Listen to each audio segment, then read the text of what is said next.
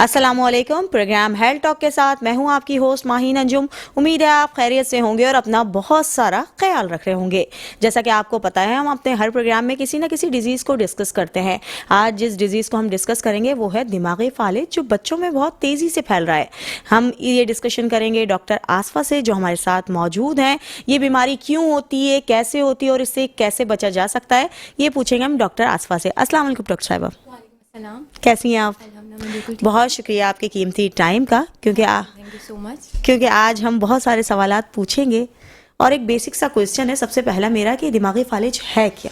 अच्छा, सबसे पहले ये कि thank you so much for inviting me here. और सीपी जो है, बेसिकली हम इसे सीपी कह रहे होते हैं, सेरेब्रल पाल्सी, जो कि दिमागी फालिज है, न्यूरोलॉजिकल कंडीशन होती है। इसमें ब्रेन जो है बच्चों का, स्पेसिफिकली बच्चों का ब्रेन में डैमेज आ जाता है, कोई इशू आ जाता है डेवलपमेंट के दौरान, ऑक्सीजन नहीं पहुंच पाती किसी स्पेसिफिक पार्ट में, तो वो जो पार्ट फंक्शन कर रहा होता है ना, उसका जो रोल होता है वो डिस्टर्ब होता है। तो उससे मूवमेंट, पॉस्चर वगैरह, बैलेंस एंड कोऑर्डिनेशन, ये सारी चीज़ें अफेक्ट हो रही होती हैं। ठीक है। अच्छा, इसकी कितनी इकसाम है? अच्छा, इसकी बहुत सारी, एक तो ये है कि इसकी मतलब मल्टीपल है, ये बहुत वैरायटी है इसमें। ठीक है, जैसे हमारे पास कुछ होती है जिसमें बैलेंस एंड कोऑर्डिनेशन जा रही होती है, जिसे हम एटैक्सिक कह रहे हैं। ठीक है, और कुछ होती है जिसमें स्पैस्टिसिटी बहुत मिल रही होती है, स्पैस्टिक जिसे हम कह रहे होते हैं। तो इसकी मल्टीपल है, मतलब इसकी वैराइटीज़ हैं। अच्छा, इसकी आम वजूहात क्या है कि हम कह सकें कि ये मेन वजूहात हैं जिनकी वजह से मतलब आम तौर पे पाई जाती हैं, तो अच्छा, क्या हो सकती हैं वो? देखें, ये जो है ना, इसकी जैसे हमारे पास प्री नेटल पीरियड होता है, यानी कि प्रेगनेंसी के दौरान।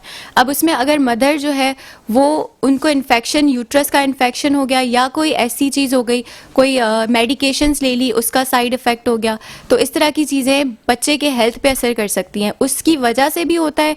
और दूसरा, अगर डिलीवरी के दौरान कोई ट्रॉमा हो गया, जिसकी वजह से कोई भी ऐसी चीज़ जिसकी वजह से ब्रेन में ऑक्सीजन नहीं जा पा रही, तो वो भी हो सकता है। और फिर बच्चे हमारे पास जब पोस्ट नेटल, यानी कि पैदा होने के बाद सिजर्स, फिट्स वगैरह पड़ते हैं उन्हें, तो उससे भी हो सकता है। चोट वगैरह लगती है, यानी कोई भी ऐसा रीज़न जिसकी वजह से ब्रेन में ऑक्सीजन नहीं जा पाए, तो फिर वो सीपी की तरफ जाता है। अच्छा, ये मर्ज क्या ज़्यादा बढ़ रहा है या अभी इसकी जो ग्रोथ है वो कम है? ये डिपेंड करता है, क्योंकि अभी इसका डायरेक्टली जेनेटिक नहीं है, लेकिन फैमिली में रन अगर कर रहा है तो फिर हमारे पास होता है कि ये हो सकता है, मतलब उनको ज़्यादा। अगर फैमिली के एक मेंबर को ये है तो ये पूरे चांसेस हैं कि दूसरे को हो सकता है? हर केस में ऐसा नहीं होता, लेकिन ज़्यादा चांसेस होते हैं। ठीक है। अच्छा, ये बीमारी के लिए हम टेस्ट कौन से करवा सकते हैं? अर्ली स्टेज पे कौन कौन से टेस्ट होते हैं? अच्छा, देखें, सबसे पहले क्योंकि ब्रेन इन्वॉल्वमेंट है तो MRI, CT स्कैन लाजिम होता है। लेकिन वैसे हम नॉर्मली जो है ना, बच्चे को देख के डॉक्टर्स जो है उनको आइडिया हो जाता है कि ये सीपी की तरफ जा रहा है। उसको कंफर्म करने के लिए हम फर्दर टेस्ट वगैरह करवा रहे होते हैं, जो कि MRI, CT स्कैन वगैरह है। ठीक है। अगर ये बच्चे को पता लग जाए कि ये बीमारी है, तो उस इलाज हम अर्ली उस पर क्या कर रहे होते हैं कि मतलब पहले हमें क्या ट्रीटमेंट देना होता है? अच्छा, देखें, अगर फॉर एग्जांपल पेरेंट्स जो है ना, पहले तो ऑब्जर्व करते हैं बच्चे को, वो कोई साइड इन्वॉल्वमेंट नहीं हो रही, मतलब जैसे उसकी नेक होल्डिंग नहीं है। 3 माह का बच्चा नॉर्मली जो होता है नेक होल्डिंग कर लेता है। ठीक है, अगर वो नेक होल्डिंग नहीं कर पा रहा है तो एक डाउट होता है, फिर आप डॉक्टर के पास जाते हैं, पेरेंट्स और एंड ऑल दैट ना। तो उसके बाद ये होता है कि आप जितना अर्ली उसे डायग्नोज करेंगे ना, उतना फ़ौरन ही आप फिजियोथेरेपी, अच्छा इसमें मल्टीपल होती है, ऑक्यूपेशनल थेरेपी है, फिजिकल थेरेपी है, सारी चीज़ें मिलकर रोल प्ले कर रही होती है, क्योंकि मल्टीपल सिम्टम्स मिल रहे हैं, कोई एक नहीं है। स्पीच के अलग थेरेपिस्ट होते हैं जो कि इसमें रोल प्ले कर रहे होते हैं। ठीक है। अच्छा, मतलब 3 महीने से पहले हम जज कर ही नहीं पाते कि बच्चे को ये मसला है? नहीं नहीं, ऐसा नहीं है। ये है कि 3 महीने, मैंने जस्ट बताया है कि जैसे माइलस्टोन्स होते हैं, जो कि 3 महीने का बच्चा है वो नेक होल्डिंग कर पा रहा है। अब जैसे उससे छोटा देखें तो सकिंग में प्रॉब्लम होती है उसे, तो इस तरह के रिफ्लेक्सेस जो हमें बच्चे में मिल रहे होते हैं, वही हमें आइडेंटिफाई करने में हेल्प आउट कर रहे होते हैं। ठीक है। अच्छा, दिमागी फालिज अगर किसी बच्चे को हो जाता है तो क्या क्या चैलेंजेस होते हैं? मतलब सबसे पहले बच्चे को क्या फेस करना पड़ता है? अच्छा, देखिए, अब बच्चा जो है ना, उसे बहुत सारे अलग अलग, हमें जैसे मैंने कहा कि सिम्टम्स मिलेंगे। मूवमेंट जारी होती है, मूवमेंट जैसे पैरालिसिस है, नाम से ही पता लग रहा है, पैल्सी है, फालिज है, तो वो चलना वगैरह, उनका वॉकिंग नहीं होगी, उनकी स्टैंडिंग नहीं होगी। तो ये सारी चीज़ें हैं सबसे ज़्यादा जो अफेक्ट कर रही होती हैं। ठीक है। अच्छा, ये सबसे ज़्यादा किस एज ग्रुप के बच्चों को होता है? ये एक तो पैदाइशी होता है, ठीक है। और इसके अलावा जैसे 2 से 4 साल का जो बच्चा है ना, क्योंकि वो उसकी एक्टिविटी लेवल बहुत होती है, तो वो चोट लगने के चांसेस भी उतने ही ज्यादा होते हैं, तो उस दौरान हो सकता है। 4 साल के बाद ये है कि बच्चा इतना मैच्योर हो जाता है कि वो इन चीजों से थोड़ा सा खुद को सेव कर लेता है। ठीक है। अच्छा डॉक्टर आसफा, ये बताइएगा, क्या ये बीमारी मुकम्मल तौर पर ठीक हो सकती है? मीन्स कि अगर ये हमारे पास आ रहे हैं सिम्टम्स ऐसे और उसका ट्रीटमेंट करवाया जाए तो ये बिल्कुल ठीक हो जाएगी? अच्छा, इसमें जैसे मैंने कहा कि डिफरेंट वैरायटीज़ होती है। कुछ जो है माइल्ड केसेस होते हैं और कुछ मॉडरेट टू सिवियर केसेस होते हैं। अगर हम माइल्ड केसेस की बात करें तो माइल्ड में पॉसिबिलिटी है कि वो जो है काफ़ी हद तक इंडिपेंडेंट हो जाए। मेन जो ट्रीटमेंट का गोल होता है ना, वो ये होता है कि क्वालिटी ऑफ लाइफ को इम्प्रूव करना। तो हम ये नहीं कह सकते कि 100% आप ब्रेन का जो डैमेज हुआ है वो रिकवर कर सकते हैं, लेकिन उनको उनकी अच्छी क्वालिटी ऑफ लाइफ प्रोवाइड करना, जितना अर्ली हम उनको ट्रीटमेंट देंगे उतना वो अच्छी इंडिपेंडेंसी, सेल्फ सफिशिएंसी की तरफ आ सकते हैं। अगर हम प्रिकॉशन की बात करें तो मतलब वालिदैन कैसे बचा सकते हैं अपने बच्चे को? होने की चीज़ तो खैर वो कहते हैं होके रहती है, लेकिन हमारी कोशिश तो होती है ना कि हम बेहतर से बेहतरीन करें, तो कैसे कर सकते हैं हम? कैसे बचा सकते हैं अपने बच्चे को? अच्छा, देखें, जैसे प्रेगनेंसी है तो प्रेगनेंसी में मदर जो है वो अगर अपनी डाइट का ख्याल रखती है और प्रॉपरली वैक्सीनेशंस और जो भी इन्फेक्शन से मतलब प्रिवेंट करना, एक तरह से अपना ख्याल रखना, फिर वो बेबी की हेल्थ पे भी असर आउट होता है। और इसके अलावा आप ड्यूरिंग डिलीवरी किसी अच्छे हेल्थ केयर प्रोफेशनल से आप कंसल्ट करें, मतलब स्किलफुल होना चाहिए, तो उससे भी आपके चांसेस जो है ना ट्रॉमा वगैरह के, तो वो मिनिमाइज हो जाएंगे। तो ये इस तरह से हम बचा सकते हैं। अच्छा, अगर ये बीमारी हो जाती है तो जिस्म के कौन कौन से हिस्सों को मुतासिर कर सकती है ना? इसमें भी बहुत ज़्यादा मतलब एक तो ये है कि इसमें एक तो मूवमेंट, जैसे मैंने कहा, पॉस्चर जाता है, मसल्स जो है बहुत टाइट हो जाते हैं। जैसे स्पैस्टिक एक किस्म है जिसमें स्पैस्टिक में क्या होता है कि मसल्स बहुत टाइट हो जाते हैं, आगे जाके वो कॉन्ट्रैक्चर्स बन जाते हैं कि बच्चा मूव नहीं कर सकता, चल नहीं सकता। तो मेन जो है ना ये चीज़ होती है। इसके अलावा हमारे पास सिर्फ यहाँ तक महदूद नहीं है, स्पीच भी जाती है बच्चों की। इसके अलावा जो है च्यूइंग और इस तरह की जो एक्टिविटीज़ होती हैं बहुत सारी, वो लिमिट हो जाती हैं।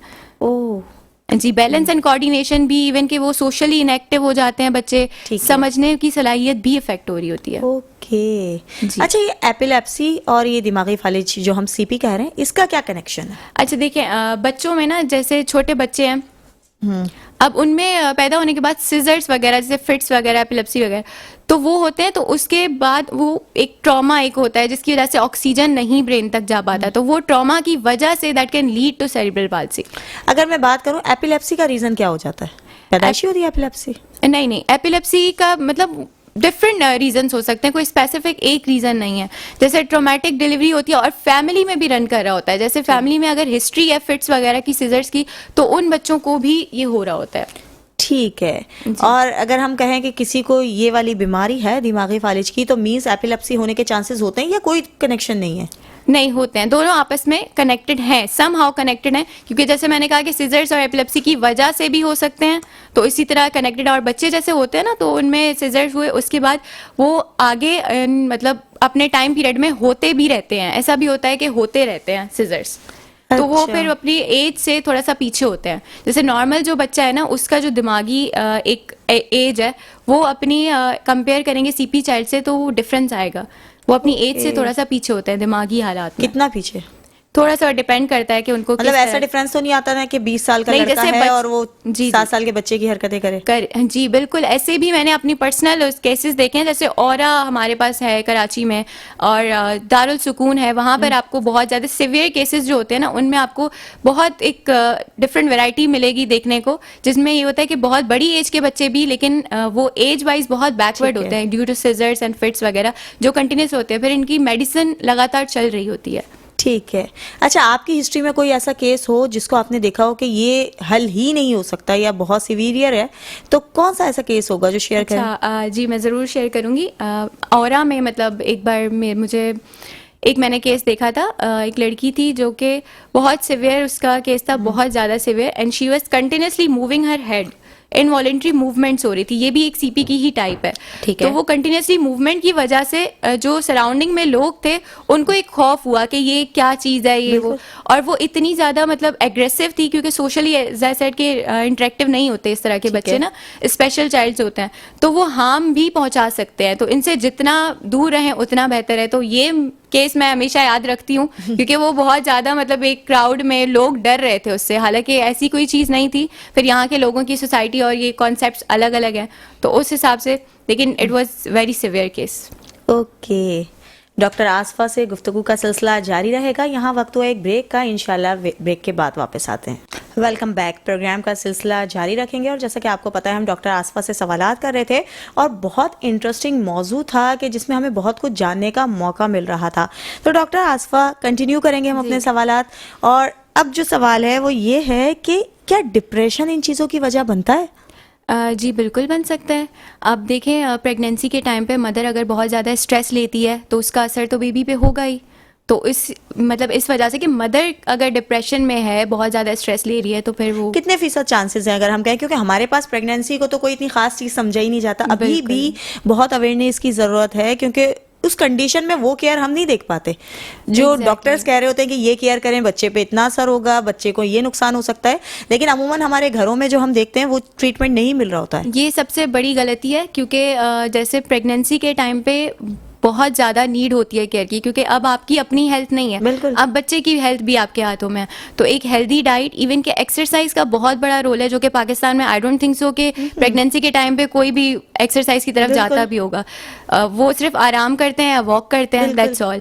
हालांकि एक्सरसाइज की तरफ आना चाहिए, क्योंकि ये सारी एक हेल्दी लाइफस्टाइल होगा तो आपको देखिए ना, अगर इन्फेक्शंस वगैरह नहीं होंगे, आपकी मदर मतलब जो मदर है वो अगर सेट रहती है, उनकी हेल्थ सही रहती है, तो फिर बेबी भी सही होगा, नॉर्मल होगा, हेल्दी बेबी बॉर्न होगा। हाँ, ये बात है। तो और ये चीज़ है। इन बातों की तरफ हम आते ही नहीं है, हम ध्यान ही नहीं देते हैं। हालांकि ये तो बहुत मेन चीज़ है कि अगर एक बच्चे को दिमागी फालिज हो जाता है तो मीन्स उसकी आगे की जिंदगी कैसे गुजरेगी, क्या होगा, ये तो बहुत एक बड़ी चीज़ है, बहुत कॉम्प्लिकेटेड चीज़ है ये, क्योंकि उसकी पूरी लाइफ फिर चली जाती है। अच्छा, आपके नज़रिए में क्या है कि अगर एक बच्चे को पैदाइशी ये बीमारी होती है तो उसके ठीक होने के कितने चांसेस हैं, बच्चा नॉर्मल जिंदगी गुजार सकता है? अच्छा देखिए, जो माइल्ड केसेस होते हैं ना, वो तो हमने खुद विटनेस किए हैं कि वो सही हो जाते हैं, ठीक है। इतने सही हो जाते हैं कि वो अपनी इंडिपेंडेंट लाइफ गुजार सकते हैं, क्योंकि मेन जो गोल होता है वो क्वालिटी ऑफ लाइफ इंप्रूव करना। बिल्कुल। तो माइल्ड वाले सही हो जाते हैं, क्योंकि माइल्ड बहुत माइल्ड भी हो सकता है। फिर हमारे पास मॉडरेट और सिवियर केसेस जो होते हैं ना, वो 100% रिकवरी नहीं होती, लेकिन उनको उस जो क्या कहते हैं कि एक तरह से उनको सिखाया जाता है कि आप कैसे इन सारी खामियों के साथ एक अच्छी लाइफ गुजार सकते हैं, क्योंकि पेरेंट्स सोसाइटी एक्सेप्ट नहीं करती। बिल्कुल। उनको लगता है कि बच्चे बोझ हैं या बच्चे पता नहीं सही होंगे नहीं होंगे, जो कि बहुत बड़ा मिथ है। तो ये हो जाते हैं, अपनी इंडिपेंडेंट लाइफ की तरफ आ जाते हैं। और अब तो एडवांसमेंट हो रही है और हमारे पास डिवाइसेज होते हैं, सपोर्टिव डिवाइसेज। कुछ बच्चे ऐसे होते हैं जिनको जो चल सकते हैं, सिर्फ उन्हें सिर्फ सपोर्ट और केयर की जरूरत होती है। ठीक है, तो सब possible मीन्स है। इम्प्रूवमेंट हो सकती बहुत है, improvement लेकिन हो सकती है। परफेक्शन नहीं आ सकती। एग्जैक्टली। ये एक तल्ख हकीकत है वैसे। जी बिल्कुल है। अच्छा, अगर हम बात करें एपिलेप्सी की, तो ये भी क्या डिप्रेशन वगैरह की वजह से होता है अगर जेनेटिक ना हो तो? अच्छा, बच्चों में तो ये हम मतलब नहीं, अगर सीपी की बात करें तो वो तो बच्चों तक महदूद है। एपिलेप्सी तो बड़ी एज में भी होता है, तो एपिलेप्सी के फिर वैरायटी ऑफ कॉजेज अलग अलग आ जाते हैं। तो अगर स्पेसिफिकली बच्चों की बात करें तो बच्चों में ऐसा कुछ नहीं है। बच्चों में हम कहते हैं सिजर्स, फिट्स वगैरह पड़ते हैं, जो कि मैं आपको बता चुकी हूँ। तो इसमें भी प्रेगनेंसी का कोई ना कोई रिलेशन है? हाँ बिल्कुल हो सकता है। मेन जो है ना, स्ट्रेस जो चीज़ होती है ना, वो इंसान को कहाँ से कहाँ पहुँचा सकती है। हाँ, ये बात है। तो सारी बीमारियां मेरे ख्याल से तो स्ट्रेस, अगर बंदा स्ट्रेस फ्री रहे तो वो हर चीज़ को अवॉइड कर सकता है, हर बीमारी से बच सकता है। ये बात आपने बिल्कुल ठीक कही। Exactly. अच्छा, अगर हम ये देखें कि इसमें एज ग्रुप क्या है, कि हम कहें कि नहीं बच्चा हमारा इस सर्कल से बाहर हो जाएगा इस एज पे आके, तो ऐसा कोई सिनेरियो है? 4 to 5 ईयर्स का जो बच्चा होता है ना, उसके बाद पॉसिबिलिटी है कि अब मसले अब नहीं नहीं है। होगी। हाँ पॉसिबिलिटी है, क्योंकि ये है कि ब्रेन जो है ना, मतलब एक तो डेवलपमेंट के टाइम पे हो रहा होता है, ब्रेन डेवलपमेंट हो रही है, उस टाइम कोई डैमेज आ जाए, या बाद में छोटे बच्चे होते हैं तो कुछ उल्टा सीधा खा लेते हैं, कोई मेडिसिन हो गई, या उन्हें इन्फेक्शन वगैरह होते हैं, चोट लगने के चांसेस बहुत ज्यादा होते हैं। ठीक तो है। वो गिर जाते हैं, जैसे छोटे बच्चे हैं गिर जाते हैं, तो गिरने के बाद भी अगर ब्रेन डैमेज हो रहा है ना, तो उसकी वजह से भी सीपी में कन्वर्ट हो जाता है। तो अगर हम चोट लगने की बात करें तो ये हादसा तो 7-8 साल की उम्र में भी पेश आ सकता है, तो जी, बिल्कुल मतलब हो ये वाला सकता है। चांस हो सकता है? लेकिन नहीं, वो छोटे जो बच्चे हैं ना, उनमें ज्यादा चांसेस होते हैं सीपी के। ठीक। बड़ों में भी होते हैं, लेकिन बड़े मतलब जैसे 7-8 साल के बच्चे ना, उनमें भी, लेकिन बहुत माइनर, कम। ठीक है, ठीक है। अच्छा, कौन कौन सी ऐसी थेरापीज हैं जो हम घर में कर सकते हैं? मीन्स के हम एक रिकमेंड कर सकते हैं अपनी फैमिलीज को कि बच्चे को इस एहतियाती तदाबीर से गुजारें तो बच्चा शायद बच जाए इससे? अच्छा देखें, एक तो डिपेंड करता है सिम्टम्स क्या हैं। सही है। अब फिजिकल थेरेपी का बहुत बड़ा इसमें रोल होता है, क्योंकि मैं खुद एक फिजियोथेरेपिस्ट हूँ। मैंने अपनी लाइफ में बहुत सारे ऐसे बच्चों के साथ मैंने गुजारा है टाइम। तो उनमें क्योंकि मैंने जैसे बोला कि बहुत ज़्यादा टाइटनेस, मसल टाइटनेस हो रही, मूवमेंट नहीं हो रही, पोस्चर नहीं हो रही, तो इससे सबसे जो मेन रोल है ना वो फिजियोथेरेपी का है। ठीक है। उसके बाद हमारे पास अगर उनकी स्पीच जो है वो भी जा रही है तो स्पीच थेरेपिस्ट, फिर ऑक्यूपेशनल थेरेपिस्ट आते हैं जो कि फाइन मोटर स्किल, छोटे छोटे जो स्किल्स होते हैं इंडिपेंडेंट लाइफ की तरफ लेके आना उनको, उसमें रोल प्ले कर रहे होते हैं। तो ये एक मल्टीपल डिसिप्लिनरी टीम जो होती है ना वो मिलके कर रही होती है। इसके अलावा मेडिकल ट्रीटमेंट भी इनकी चल रही होती है। जैसे ठीक है। कुछ बहुत ज़्यादा वीक हैं तो उनको विटामिन डी और सप्लीमेंट्स वगैरह भी चल रहे होते हैं। सिजर्स अगर किसी को होते हैं तो वो कंटिन्यूसली उनको मेडिसिन दी जा रही होती है। ठीक है। तो ये चीज़ है। अच्छा, ये बीमारी सिर्फ बच्चों में या बड़ों में भी है? नहीं नहीं, बच्चों में है, लेकिन वो ये है कि एक बार अगर डैमेज आ जाए तो फिर वो लाइफ टाइम रहता है। तो फिर मतलब वही किसी 30-40 साल के बंदे को ये बीमारी नहीं हो सकती? नहीं, वो बचपन में जो होगी वो ये है कि वो सरवाइव कर जाते हैं। कुछ केसेस ऐसे होते हैं जो सरवाइव कर जाते हैं बहुत अच्छी एज तक।